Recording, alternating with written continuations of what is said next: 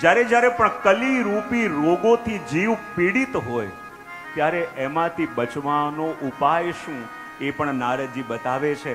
જ્યારે જીવનની અંદર ચિંતાઓ બહુ થાય, જીવનની અંદર ઉદ્વેગો બહુ થાય, જીવનમાં એવી અવસ્થામાં આપણે હોઈએ કે કોઈ રસ્તો દેખાતો ન હોય, જીવનના એવા પડાવમાંથી પસાર થતા હોઈએ કે હવે શું થશે એ વિઝન ક્લિયર થતું ન હોય તો શું કરવું?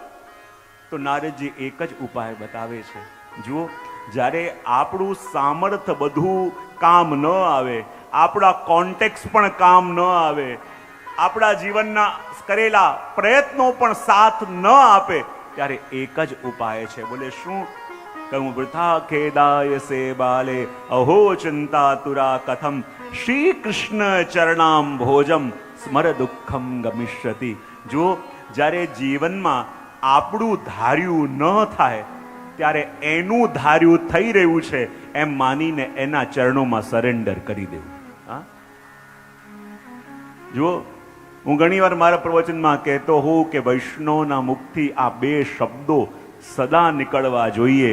એક હરિ કૃપા અને બીજું હરિ ઈચ્છા. કયા બે શબ્દો? જરા ભાવથી બોલો તો ખરા.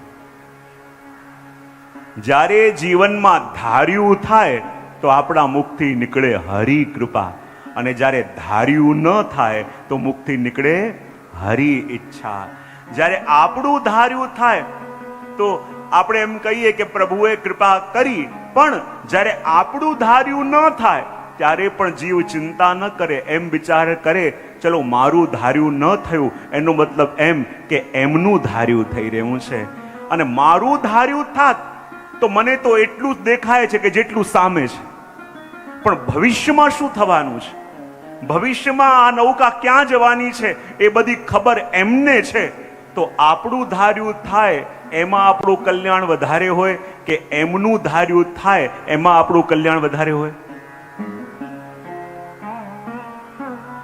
ફરી એકવાર, જીવનમાં આપણને ચિંતા ક્યારે થાય છે કે જ્યારે આપણું ધાર્યું થતું નથી. ક્યારે ચિંતા થાય છે? જરા ભાવથી બોલો તો ખરા. ચિંતા આપણને ત્યારે થાય જ્યારે આપણા પ્લાનિંગ કામ ન આવે અને આપણું ધાર્યું ન થાય ત્યારે ચિંતા થાય.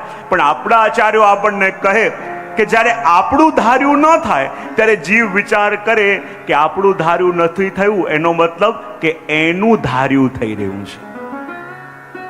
હમણાં શું ચાલી રહ્યું છે એ આપણે જાણીએ છીએ, પણ ભવિષ્યમાં શું થવાનું છે એ પ્રભુને ખબર છે.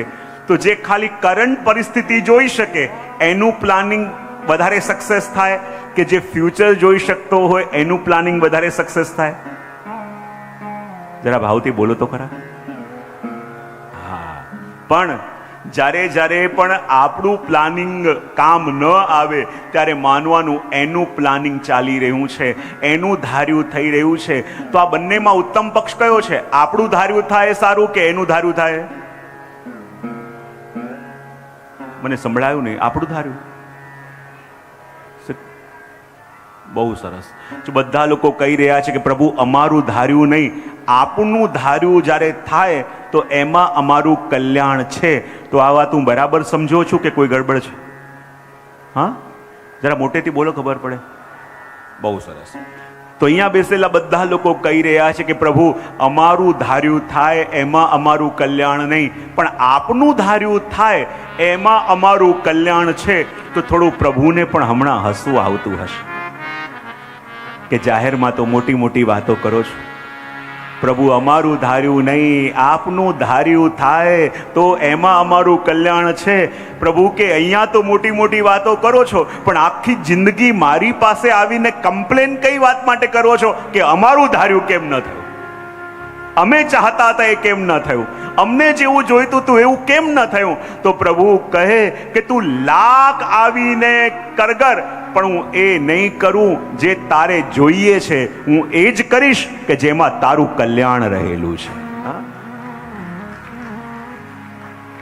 એક બાળક, જો આપણે એ કરવા માંગીએ છીએ કે જે કરીને આપણને આનંદ આવે, એમ એ જ કરવા માંગીએ છીએ ને કે આ કરીએ તો મને બહુ આનંદ થશે, આ કરું તો મને બહુ આનંદ થશે.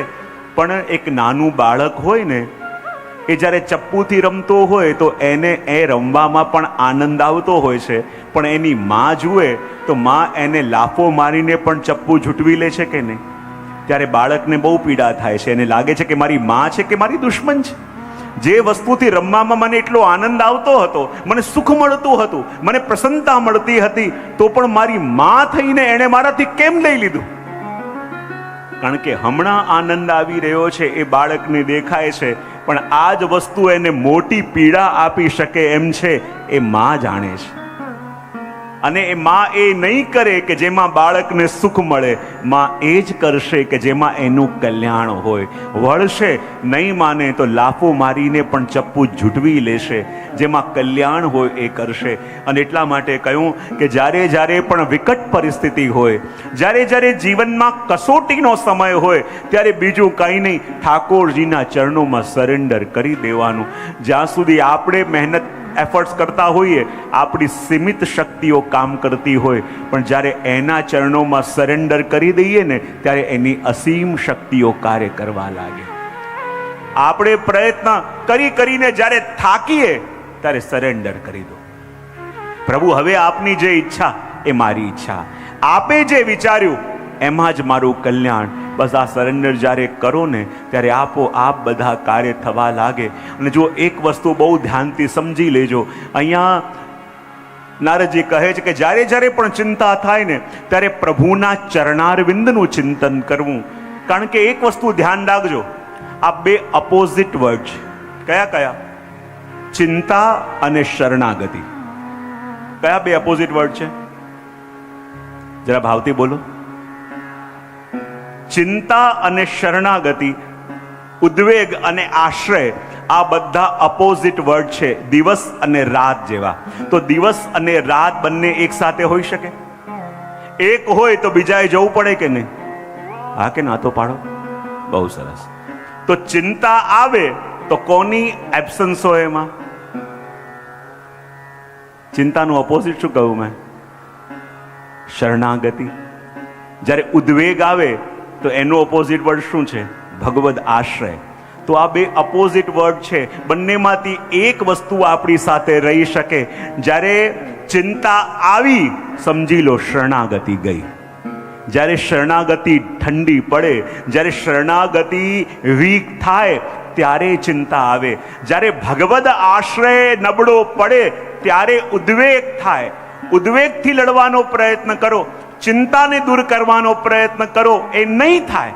જ્યારે ભગવત શરણાગતિ દ્રઢ થશે અને ભગવદ આશ્રય દ્રઢ થશે, ત્યારે ચિંતાઓ રહેશે. જો ચિંતાઓનું કોઈ અસ્તિત્વ જ નથી. કોઈ ચિંતકે કહ્યું છે ને કે આ દુનિયામાં અંધકારનું કોઈ અસ્તિત્વ નથી. એ કહે કે શું વાત કરો છો, અંધકાર તો અમને કાયમ દેખાય છે, અંધકાર તો રાત્રે બી હોય છે. પણ એ ચિંતક કહે કે અંધકારનું કોઈ અસ્તિત્વ નથી.